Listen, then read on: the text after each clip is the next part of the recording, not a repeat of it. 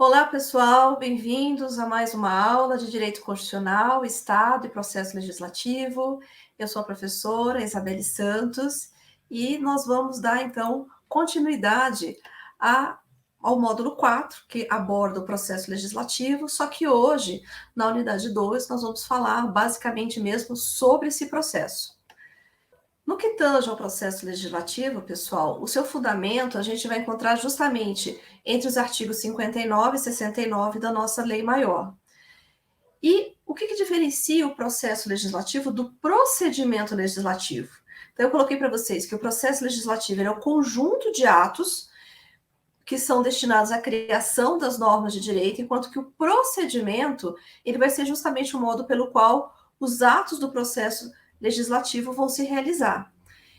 No que tange a essa questão, é importante colocar quais são as espécies normativas. Então, o processo legislativo ele vai compreender a elaboração das emendas à Constituição, das leis complementares, das leis ordinárias, das leis delegadas, das medidas provisórias, dos decretos legislativos, das resoluções e aqui no parágrafo único fala que a lei complementar disporá sobre a elaboração, redação, alteração e consolidação das leis. Então, algumas dessas espécies normativas nós vamos abordar em unidade posterior, como é o caso, por exemplo, da emenda à Constituição, lei complementar, lei ordinária e medida provisória. As outras nós iremos abordar aqui mais para o finzinho da nossa aula. Mas é importante também deixar claro que existe algumas espécies de processo legislativo que são em número de 4, em que a mais usual é justamente a espécie considerada como ordinária, normal ou comum, que é destinada à elaboração de leis ordinárias e complementares. Então, é importante falar isso, por quê? Porque nós vamos estudar, basicamente, esse processo, né, normativo ordinário, que possui 3 fases, que é a fase da iniciativa, a fase constitutiva e a fase complementar. Já a espécie de processo normativo sumário vai se aplicar aos projetos de lei, mas que sejam de iniciativa do presidente da República. Então, a gente vai dizer que é um processo normativo sumário, né, mais curto. O abreviado, quando se tratar de matéria de relevante e inadiável interesse nacional. E o especial vai ser destinado à elaboração de outras normas com ritos distintos. E aí o exemplo que eu coloquei para vocês é justamente a emenda à Constituição Federal. Então, dentro disso, a gente vai passar a trabalhar aqui justamente a espécie de processo normativo ordinário, tratando então das suas 3 fases. E em cada uma, então, eu vou expondo para vocês um pouquinho a respeito de cada tópico. Então, aqui eu passo o próximo slide, né? E no próximo slide, então, a gente encontra a fase justamente o quê? Da iniciativa. A iniciativa, então, né, dentro da Constituição Federal, está lá no artigo 61. E o que vem a ser essa fase da iniciativa? Então, eu coloquei para vocês aqui que é a apresentação do projeto. Então, aqui vai se estipular a quem compete a iniciativa para a elaboração das leis. Cada uma dessas a gente vai encontrar dentro do próprio artigo 61 da nossa lei maior, né? No caso da concorrente geral ou comum, né, a gente vai encontrar no artigo 61 caput, a reservada, exclusiva ou privativa, as hipóteses constitucionais também vão estar elencados no artigo 61, só que agora no parágrafo 1º, lá no artigo 93, 96, inciso 2 e 122, 127, parágrafo 2º, a popular no parágrafo 2º do artigo 61, e essa popular, pessoal, é a forma de participação democrática direta, ou seja, ela não tem representantes. O exemplo é a Lei 8.930, de 1994, que incluiu o homicídio qualificado na Lei de Crimes Hediondos. Eu não sei se vocês recordam, né? Mas isso aconteceu após a morte da atriz Daniela Pérez, filha, né, da autora de novela Glória Pérez. Então, a seguir, né, ao assassinato dela, então, houve uma grande comoção dentro do Estado brasileiro e, pelas vias, né, justamente da iniciativa popular, houve, então, a necessidade de inserção, né, do homicídio qualificado, que foi o caso, então, dessa moça, de ser inserido como um crime hediondo. A gente também tem, dentro da iniciativa, né, dependendo da matéria, a gente vai ter a que seja considerada como atribuída ou parlamentar, vai estar previsto, então, nos artigos 51 e nos artigos 52, 51, inciso 4, 52, inciso 12, e também tem a de iniciativa conjunta, que está previsto no artigo 48, inciso 15, cumulado com o artigo 96, inciso 2, a linha B, da nossa Constituição Federal de 1988. Com relação às fases, né, desse processo legislativo ordinário que a gente vai trabalhar hoje, a primeira fase que a gente tem que falar é justamente aquela que estipula justamente a questão constitutiva. E essa parte constitutiva, ela está relacionada justamente às discussões, né, e às emendas ao projeto de lei. Então, aqui, o que vai existir é justamente uma conjugação das vontades, tanto do Poder Legislativo quanto do Poder Executivo. E nessa fase vai acontecer, né, como eu coloquei no material, a discussão, a votação, que é a deliberação parlamentar, e ao final vai existir a sanção ou veto da proposição legislativa, que vai ser a deliberação executiva. E essa discussão, ela vai acontecer a rigor em duas sedes, uma na casa iniciadora e outra na casa tida como revisora.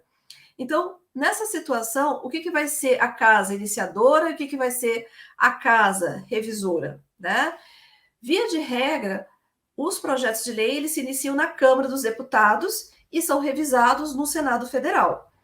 No âmbito federal, o projeto de lei ele vai receber a discussão e aprovação tanto da Câmara dos Deputados, que é considerada a casa baixa ou a casa iniciadora, quanto do Senado Federal, que é a casa alta ou a casa revisora, frisando que na esfera federal, turma, o Brasil adotou o sistema bicameral. Então, em regra, o projeto de lei ele vai se iniciar na Câmara dos Deputados e ele só vai ter início no Senado se tratar de um projeto de lei do próprio Senado Federal. Aí, nessa situação, o Senado ele será a casa iniciadora e a Câmara revisora. Mas a regra é o inverso. Casa iniciadora, Câmara dos Deputados, casa revisora, o Senado Federal. E essas casas, pessoal, elas estão, então, encarregadas de fazer o quê? Aprovar o projeto, né? Além de aprovar o projeto, também estão encarregadas de emendar o projeto e também de rejeitar o projeto. No caso da aprovação do projeto, uma vez aprovado, ele irá para a sanção, ou seja, é a anuência, aqui a sanção não tem relação com o direito penal, que é a punição. Então, dentro do direito constitucional significa a anuência, né? Ou seja, a concordância do presidente da República, que vai acabar sancionando o projeto de lei. Então, aqui, diferentemente do direito penal, não é uma pena, uma punição, tá? Vai ser uma anuência, uma aceitação, em que, nesse momento, o projeto de lei ele se transforma em lei.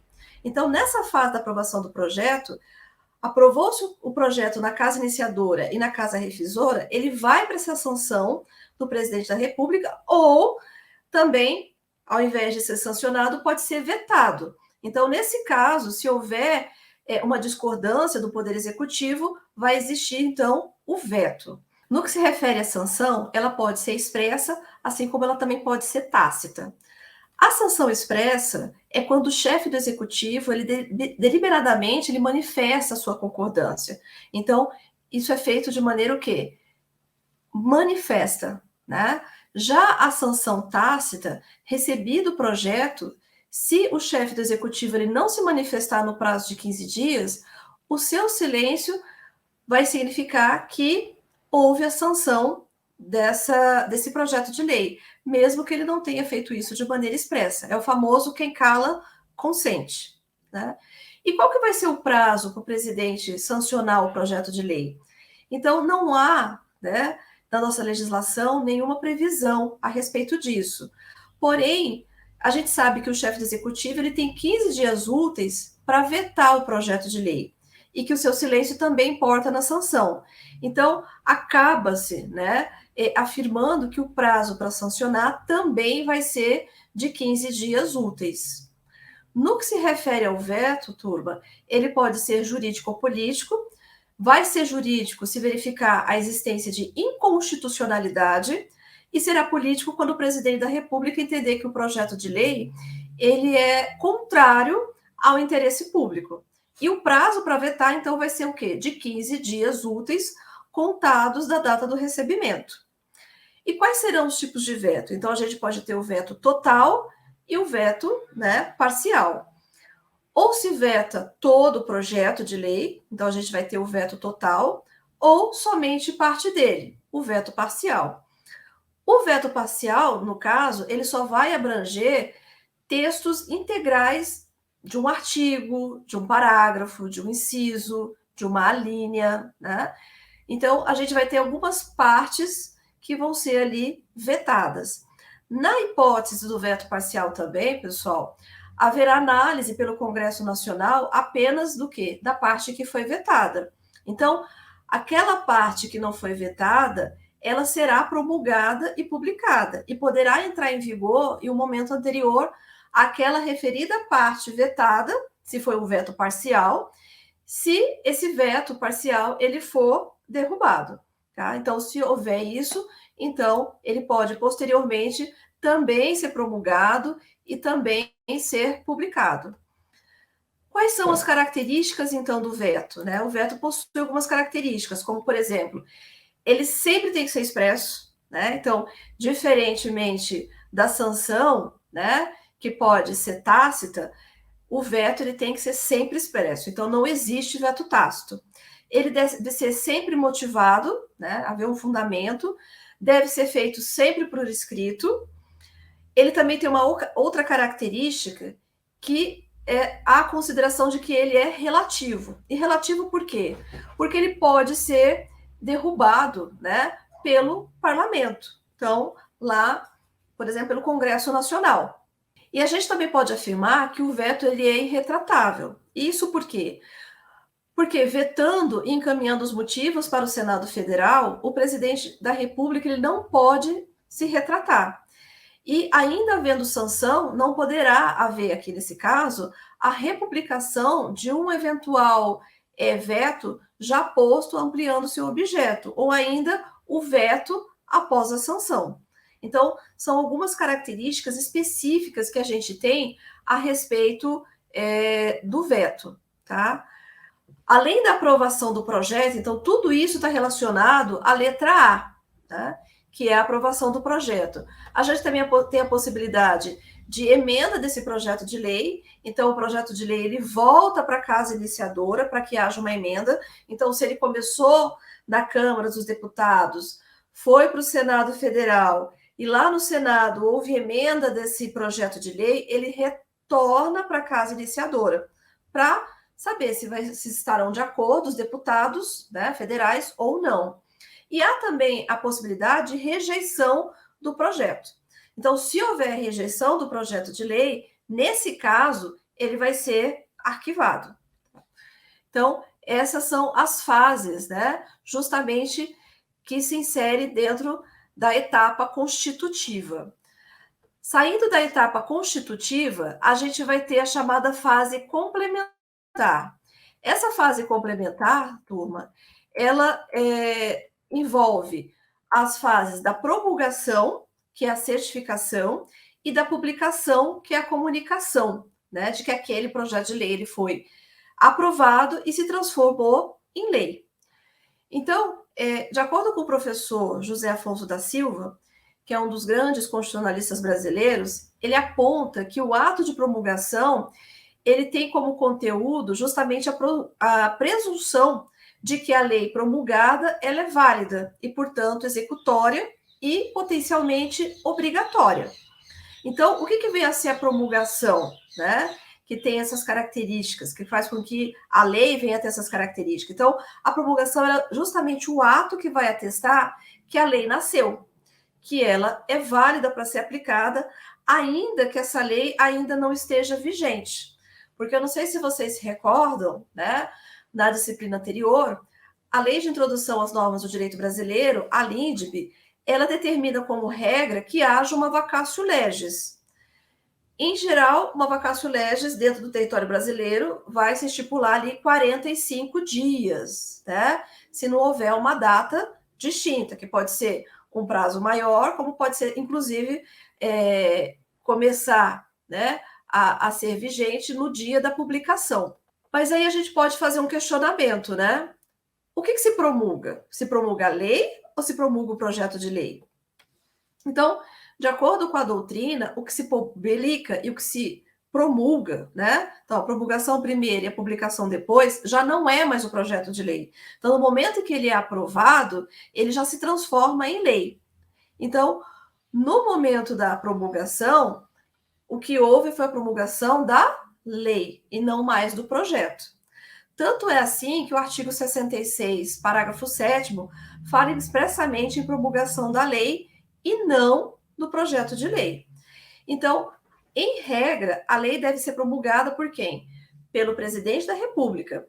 E se no prazo de 48 horas não houver promulgação, de acordo, né, com as hipóteses do artigo 66, parágrafos 3º e 5º, então o que vai acontecer? Vai acontecer ou a sanção tácita ou a derrubada do veto pelo Congresso Nacional. E a lei será promulgada pelo presidente do Senado Federal, e se esse não fizer no igual período de 48 horas, caberá ao vice-presidente do Senado fazê-lo de maneira obrigatória, sob pena de responsabilidade, né? Então, tem todo um rito, todo um procedimento com relação a essa questão, que, se não for cumprido, pode, inclusive, né, responder por crime de responsabilidade, por responsabilidade, tá, turma? No que tange a publicação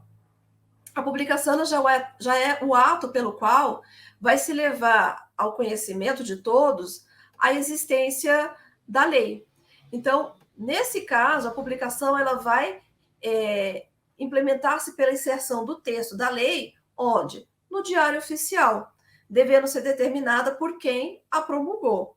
Então, com a publicação, tem-se o estabelecimento do momento em que o cumprimento da lei deve ser exigido. E aí, como dito anteriormente, como regra, a lei ela começa a vigorar no Brasil, né, 45 dias depois de oficialmente publicada.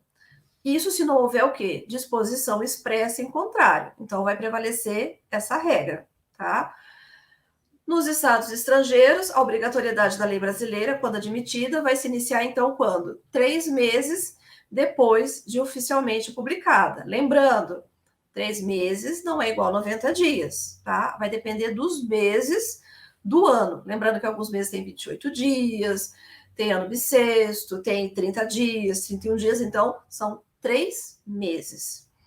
E algumas regras, né, com relação a isso, a gente tem que falar que aqui é a regra, mas existe também algumas exceções, que foram inclusive previstas na Constituição de 1988, lá no artigo 150, inciso 3, a linha B, e no artigo 195, parágrafo 6º, né?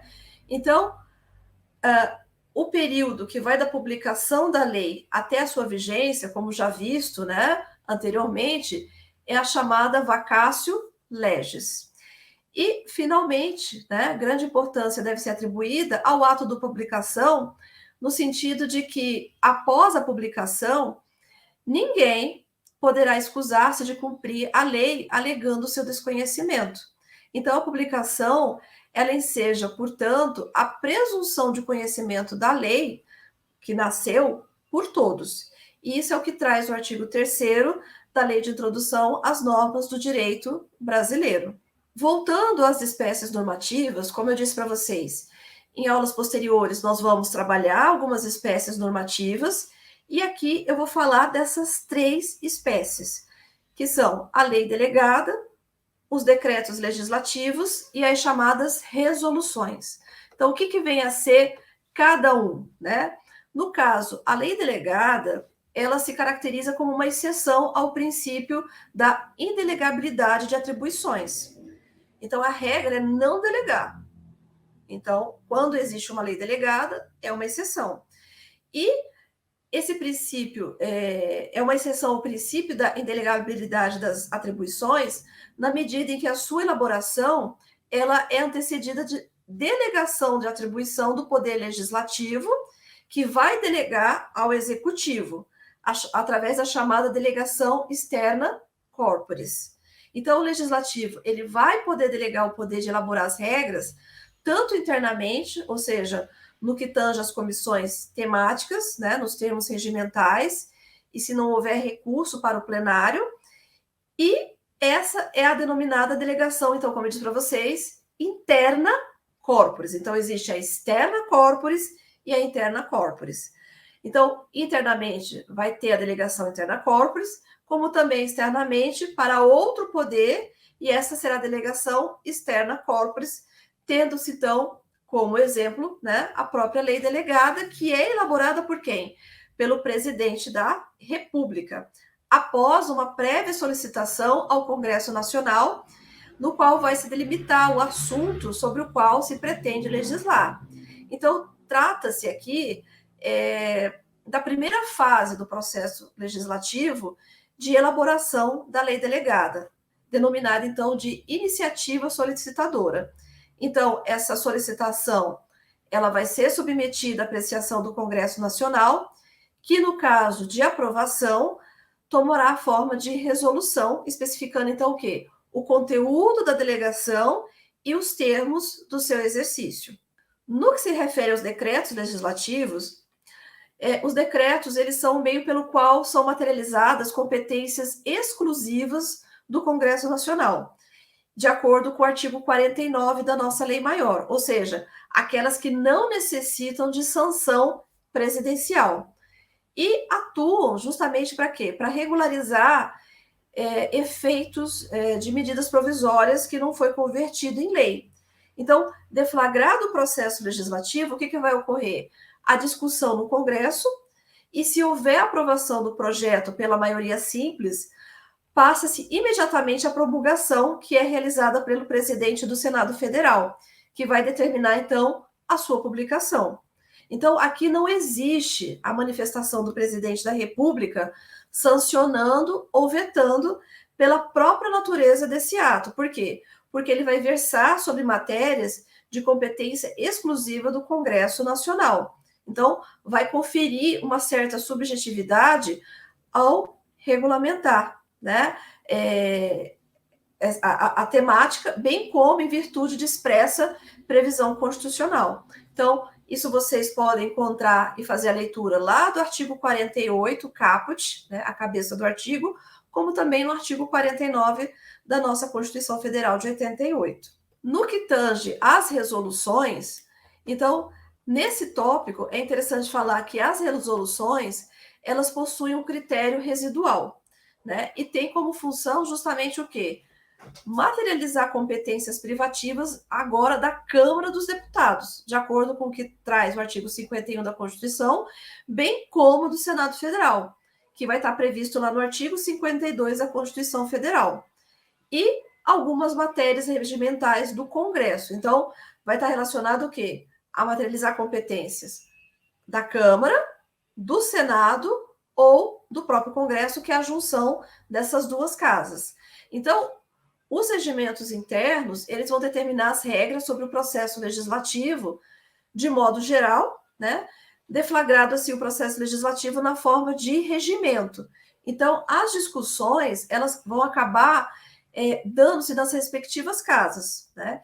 E em se tratando de projeto de resolução da Câmara dos Deputados, apenas nessa casa.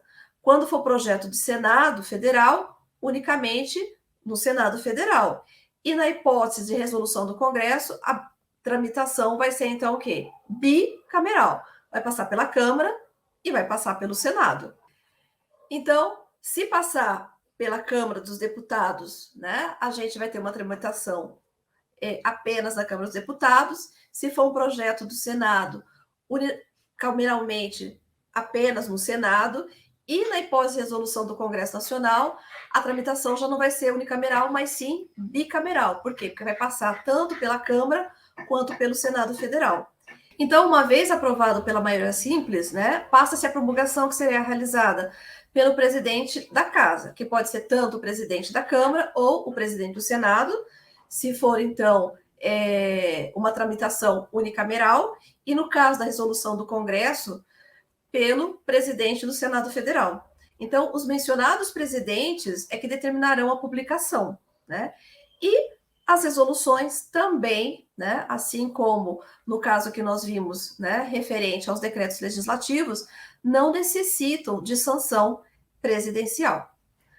Bom, pessoal, eu encerro por aqui, né?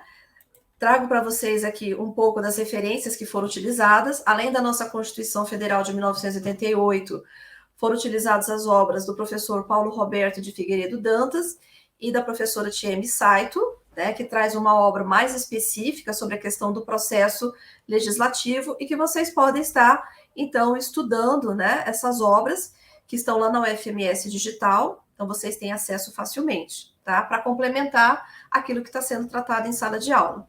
Então, fico por aqui. O meu muito obrigada a todos vocês e até a próxima aula. Tchau, tchau.